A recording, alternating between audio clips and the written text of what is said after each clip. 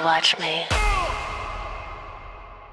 Bonjour, bonsoir tout le monde, je suis ravie de vous retrouver aujourd'hui pour une nouvelle vidéo et aujourd'hui je vais donc vous parler de Taylor Swift et de son nouvel album qui fait couler beaucoup d'encre, déjà parce que c'est le 12e et parce que c'est tout simplement Taylor Swift. Donc cet album s'est vendu à plus de 4 millions d'exemplaires, donc The Life of a Showgirl. Il bat tous les records dès le début de sa sortie. Pour rappel, elle l'a écrit pendant sa tournée mondiale The Eras Tour, dont un documentaire sur les coulisses est prévu pour le 12 décembre sur Disney+. Donc Showgirl, pour aller plus vite, a officiellement atteint la première place avec plus de 4 millions d'exemplaires vendus en une semaine. Ce chiffre bat de plus d'un demi-million le précédent record du plus grand nombre d'unités en une semaine et elle a également établi un nouveau record en plaçant cet album en tête des charts pour ses débuts. Elle est désormais l'artiste solo avec le plus d'albums numéro 1. Donc sur son compte Instagram, Taylor a laissé un message à ses fans juste après l'annonce de la nouvelle en disant « Je n'oublierai jamais mon enthousiasme en 2006 lorsque mon premier album s'est vendu à 40 000 exemplaires la première semaine. J'avais 16 ans et je n'imaginais même pas qu'autant de gens s'intéresseraient suffisamment à ma musique pour y investir du temps et de l'énergie. Depuis, j'ai essayé de rencontrer et de remercier autant de personnes que possible qui m'ont permis de réaliser ce rêve fou.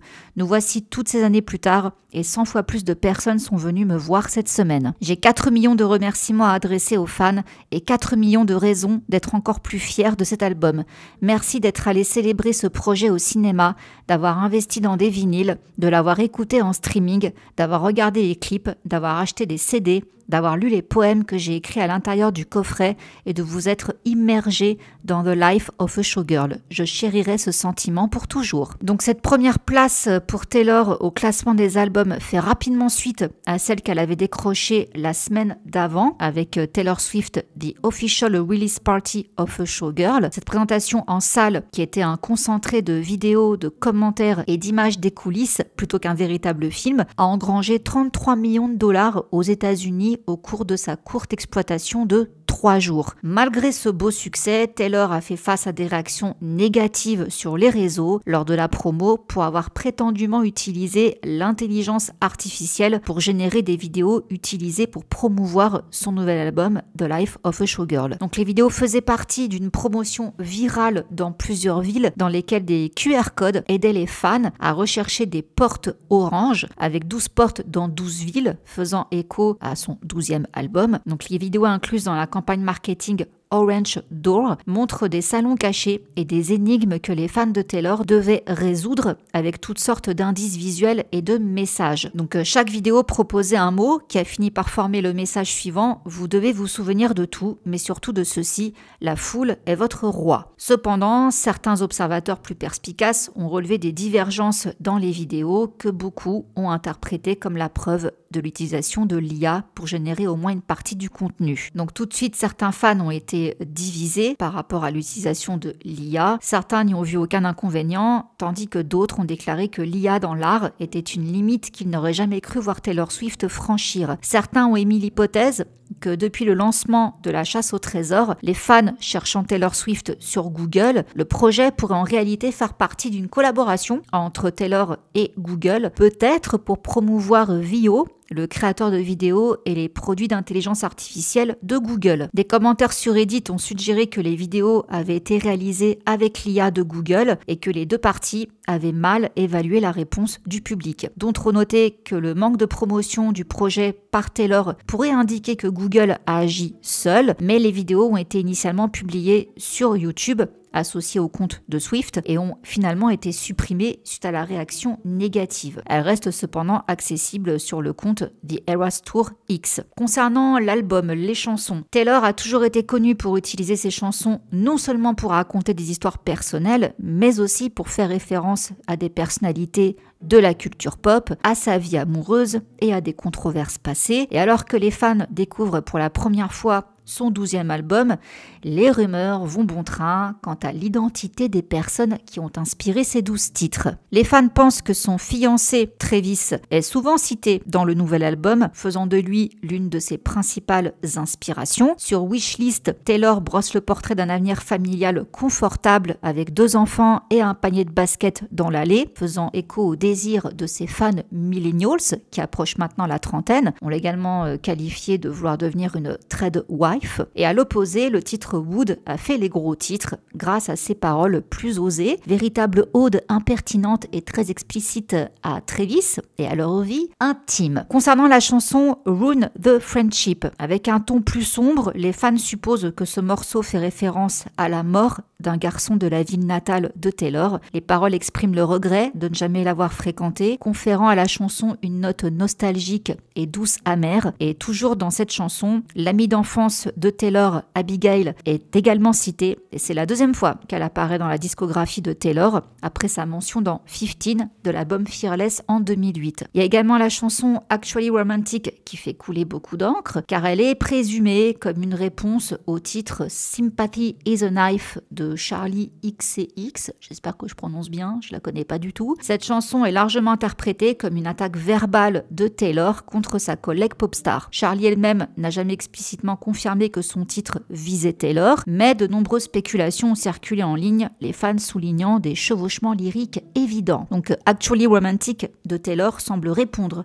à ces rumeurs, alimentant la perception d'une subtile rivalité pop, même si aucune des 2 artistes ne l'a ouvertement admis. Ensuite, il y a la chanson Father Figure. Là, les rumeurs se sont multipliées, de plus en plus de personnes se demandant de qui parlait cette chanson. Les fans désignent l'ancien patron du label Big Machine qui a supervisé les débuts de Taylor et s'est ensuite disputé avec elle au sujet de la propriété de ses masters comme la cible probable de ce morceau enflammé. Cette référence est d'autant plus pertinente que Taylor a récemment repris le contrôle de sa discographie grâce à la série de réenregistrements qu'elle a fait, initiative largement saluée par ses fans au passage, et donc les paroles de cette chanson s'attaqueraient à la trahison, à la confiance brisée et aux luttes de pouvoir qui ont marqué leur relation. Une autre chanson dont on a beaucoup parlé, c'est Cancelled. Là, c'est suite aux rumeurs selon lesquelles Taylor et sa meilleure amie Blake Lively se seraient disputés plus tôt cette année. Les rumeurs ont circulé selon lesquelles la chanson Cancelled, donc annulée, de l'album pourrait faire référence à Blake. Taylor y parle d'amis toxiques enrobés de Gucci et impliqués dans des scandales, une phrase que les fans ont associée au rôle d'ambassadrice de Blake Lively pour le parfum Première de Gucci en 2012-2013. Mais c'est sujet à débat parce que cet album, elle l'aurait écrit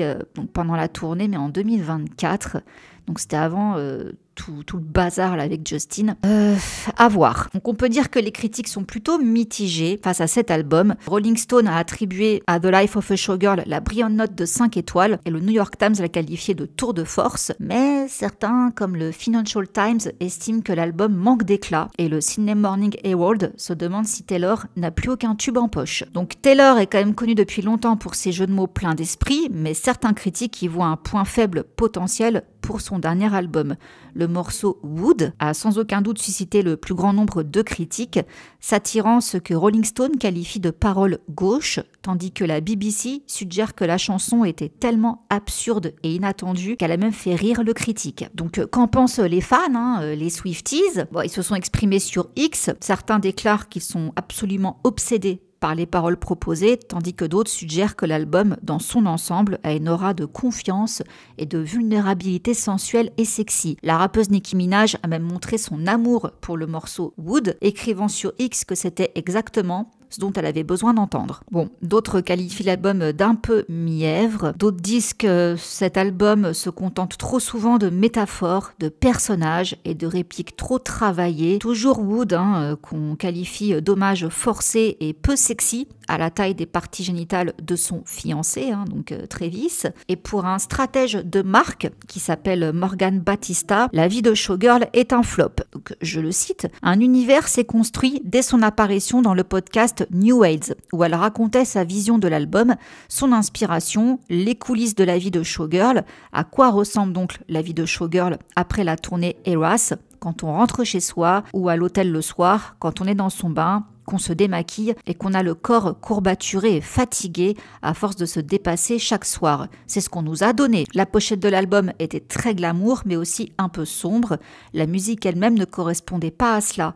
Il y avait une incohérence entre l'univers ainsi construit et les chansons. C'est l'une des plus grosses erreurs. Je n'associe pas ça à Taylor Swift. Ce que j'associe à Taylor Swift, ce sont des choses comme Guilty as Sin et The Tortured Poets Department. Ce qu'elle fait dans cet album, j'ai l'impression que ça ne correspond pas à l'image que l'on se fait de Taylor Swift. Alors, ce qu'il exposait a fait réagir des fans. Certains disent que c'est précisément ce qui le rend intéressant. Dans cet album, elle est la fille fatiguée après le concert et non la poétesse introspective se promenant dans les bois. Elle s'autorise à se libérer d'un lyrisme excessif pour plaire aux critiques, aux fans ou même à sa propre personnalité cultivée. C'est la fille qui a suivi un chemin extrêmement difficile, qui a excellé et qui a besoin de retrouver une certaine normalité à son retour. D'où cette noirceur sur les photos de la showgirl. Il n'y a pas de flop, juste des attentes rigides de la part de certains fans. Les seules personnes qui détestent ça sont celles qui la détestent pour tout ce qu'elle fait déjà. Aucun vrai Swiftie ne pense que c'est un flop de quelque façon que ce soit. D'autres disent, je poursuis, J'adore la musique de Taylor depuis mes 13 ans en 2006. J'adore tous ses albums sauf celui-ci. Et j'ai vu beaucoup de gens dire la même chose. C'est ça le flop. Non pas qu'elle ne gagne pas d'argent, elle pourrait gagner de l'argent en chantant l'alphabet et on le sait. Cet album a déçu beaucoup de gens et c'est normal d'en parler. L'album n'est pas du tout ce qu'elle avait annoncé. On n'aurait pas été aussi déçu si elle l'avait présenté comme il sonne. Ce n'est pas une grosse production pop. C'est beaucoup plus discret et détendu que la pochette et les photos ne le suggèrent. Pour être honnête, les photos et la musique semblent être deux époques complètement distinctes. Alors, face à tout ça, lors de son passage dans l'émission The Zane Lowe Show sur Apple Music, Taylor a évoqué les critiques suscitées et elle dit qu'elle espérait avec cet album créer quelque chose de malicieux, drôle, scandaleux, sexy, amusant, séduisant et hilarant. Et lorsqu'on lui demande comment elle digère toutes les réactions positives comme négatives, Taylor déclare accueillir favorablement le chaos. La règle du show business, c'est que si la première semaine de la sortie de mon album, vous mentionnez mon nom ou le titre de mon album, vous contribuez. J'ai beaucoup de respect pour les opinions subjectives des gens sur l'art. Je ne suis pas la police de l'art. Chacun a le droit d'exprimer ses sentiments à propos de sa musique et que son objectif en tant qu'artiste était d'être un miroir. Souvent, un album est une façon vraiment audacieuse de se regarder soi-même, n'est-ce pas? Ce que vous traversez dans votre vie va influencer votre adhésion à la musique que je sors à un moment donné. J'adore quand mes fans disent avoir appris à aimer un de mes albums auquel ils ne s'identifiaient pas initialement avant de traverser certaines épreuves. J'ai un tel souci de l'héritage quand je compose ma musique, je sais ce que je fais et je sais que j'adore ça. La création de cet album était particulièrement significative pour moi en tant qu'artiste. J'ai toujours voulu m'amuser de cette façon, faire preuve d'espièglerie, de séduction, d'humour et de blague. C'est une part importante de ma personnalité. Donc bien qu'elle reconnaisse être vraiment connue pour ses morceaux tristes et cathartiques, elle déclare avec enthousiasme qu'elle n'en est plus là. Je suis tellement fière de ses mélodies, de ses paroles, de ses histoires et de ses passages dans mon personnage. Et quand elle évoque sa relation avec Travis, elle explique qu'après leur rencontre, elle avait commencé à se sentir capable d'être une personne capable de caprices romantiques et de rêves. Donc dans ce morceau, elle dit que l'amour de Travis a été la clé qui lui a ouvert les cuisses. Donc forcément, quand même, ça a surpris de nombreux fans. Les paroles étaient assez osées, les allusions est-ce bien présentes, alors qu'elle a toujours adopté une approche plus métaphorique pour écrire sur l'intimité. Mais bon voilà, c'est la nouvelle era de Taylor et elle s'est également fait détruire sur les réseaux par rapport au merchandising sur son site internet parce que du coup elle a sorti une collection de produits dérivés par rapport à cet album, notamment une brosse à cheveux à $40 et là, les fans ont dit tu te fous de nous, ça fait cheap, pour le prix c'est non. Et il y avait déjà eu des critiques par rapport aux ventes de t-shirts lors de la tournée. Apparemment au bout d'un lavage c'était foutu. Donc voilà, les gens ne sont pas très contents sur le merchandising qui fait très cheap pour le prix. Bon, globalement, c'est un petit peu comme d'habitude, les avis sont mitigés, mais elle cartonne quoi qu'il arrive.